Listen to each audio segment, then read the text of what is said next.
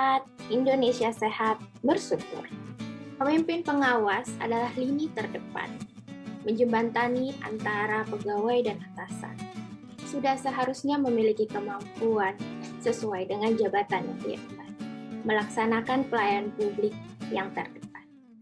Pada agenda 3, kami mendapatkan berbagai macam ilmu tentang bagaimana perencanaan dan anggaran yang berorientasi pada mutu, kemudian pengawasan, pengendalian, serta pemanfaatan teknologi dan informasi. Untuk teknik komunikasi, kami telah belajar bagaimana cara berkomunikasi, yaitu dengan komunikasi asertif yang tetap terbuka, jujur, tetapi tetap menghargai orang lain dan juga mendengarkan secara aktif. Hal ini dikarenakan kita sebagai pejabat pengawas melakukan komunikasi tidak hanya di internal, tetapi juga kepada eksternal, yaitu pada stakeholder maupun lintas program dan lintas sektor. Setelah itu adalah perencanaan kegiatan untuk pelayanan publik, di mana kita harus mengidentifikasi stakeholder-stakeholder yang sangat berpengaruh dan berkepentingan terhadap pelayanan publik kita. Di sini kita pertama melakukan identifikasi, yang kedua menentukan prioritas stakeholder mana yang akan diintervensi, dan yang ketiga melakukan pemetaan dengan net map atau juga 4 kelompok stakeholder. Selanjutnya hasil pemetaan inilah yang akan membuat kita atau membantu kita menyusun strategi komunikasi yang tepat. Saatnya setelah tadi mampu berkomunikasi dan mendapatkan dukungan, kita perlu juga menyusun rencana kegiatan dan anggaran. Yang perlu kita sadari bahwa di Indonesia ini sudah menganut anggaran berbasis kinerja, sehingga kita juga memastikan bahwa pelayanan publik yang kita berikan itu linier dan mampu mendukung pencapaian indikator nasional seperti RPJMN, kemudian turun ke Renstra, RKP, Kerenja, dan akhirnya ke RKAKL, kegiatan yang dapat kita lakukan. Dalam pelaksanaan kegiatan, kita menyadari bahwa saat ini sudah berada di revolusi industri 4.0, di mana semua sudah menggunakan digital dan teknologi informasi untuk mempermudah pelayanan publik. Nah, adapun pelayanan publik berbasis digital yang digunakan di pemerintah berupa e-government. Banyak sekali manfaatnya, misalnya yang pertama dia akan mengurangi waktu, mengurangi birokrasi, dan juga menghindari dari penyelewengan yang terjadi. Dalam pelaksanaan kegiatan, kita harus memperhatikan mutu atau kualitas dari barang atau jasa yang kita berikan kepada sasaran.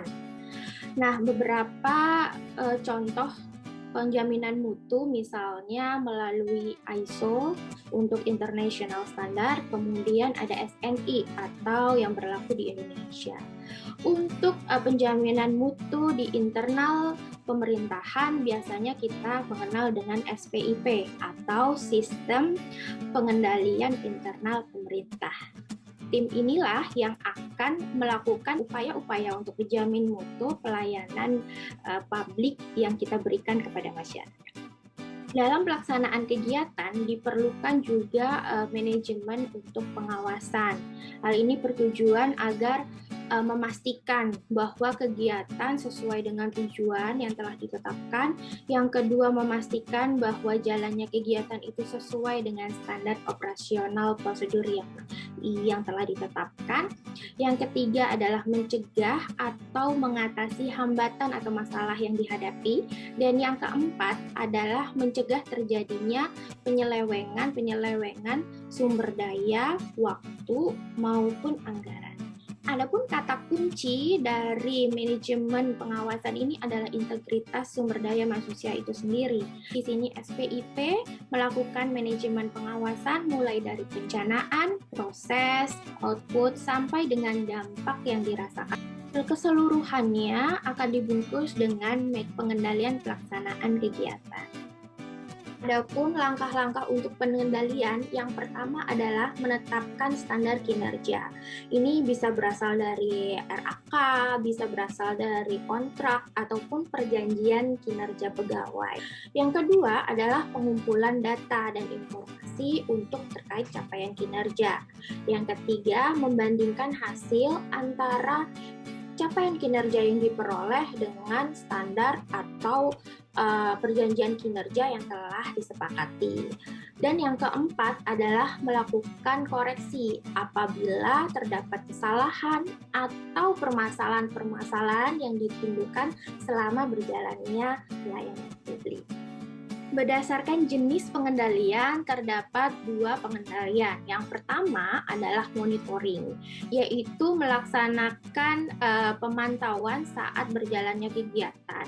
Nah, ini tujuannya untuk memastikan bahwa kinerja kita masih on the track. Adapun hal-hal yang dimonitoring adalah terkait input, proses, dan output. Sedangkan yang kedua adalah evaluasi. Biasanya dilakukan di akhir. Tujuannya adalah untuk melihat apakah pencapaian kinerja tersebut sesuai atau berhasil dibandingkan dengan standar yang telah ditetapkan. Sedangkan berdasarkan sasaran pengendalian, terdapat 3 pengendalian. Yang pertama adalah pengendalian administratif. Nah, di sini yang dilihat adalah sistem informasi, kemudian orang-orang yang tepat, sumber informasi, standar operasional prosedur, dan hal-hal administratif lainnya. Sedangkan yang kedua adalah pengendalian teknis. Di sini lebih melihat apakah alur pekerjaan dilaksanakan dengan sesuai, kemudian dilakukan pengecekan dan pengkajian, seperti itu. Kemudian yang ketiga adalah pengendalian terhadap biaya dan waktu. Jadi di sini melihat keefektifan dan keefisienan pekerjaan berdasarkan biaya dan waktu yang dikeluarkan. Bisa juga ini untuk menilai produktivitas kinerja dari sumber daya manusianya. Lalu apa yang bisa kita lakukan sebagai pejabat pengawas? Yang pertama, kita adalah plan atau merencanakan monitoring. Selain itu, kita juga mengidentifikasi faktor-faktor kira-kira yang akan berpengaruh. Kemudian memprediksi kira-kira apa masalah yang akan terjadi dan juga menetapkan standar kinerja. Yang kedua adalah do atau melakukan monitoring itu sendiri dengan cara mengumpulkan informasi dan juga data yang nantinya akan dibutuhkan untuk menilai capaian kinerja. Yang ketiga adalah study. Study ini melakukan analisis dari data yang telah dikumpulkan, kemudian merangkumnya dan mengidentifikasi pembelajaran-pembelajaran yang bisa diambil. Nah, yang keempat adalah action, di mana kita memutuskan untuk mengambil atau memprioritaskan hasil dari studi yang sudah dilakukan untuk perubahan atau perbaikan ke depan. Itulah tadi agenda 3 pengendalian pekerjaan. Semuanya memang tidak mudah, tapi itu tidak akan susah apabila kita mau mencoba dan berusaha. Aku bisa, yakin bisa, pasti bisa.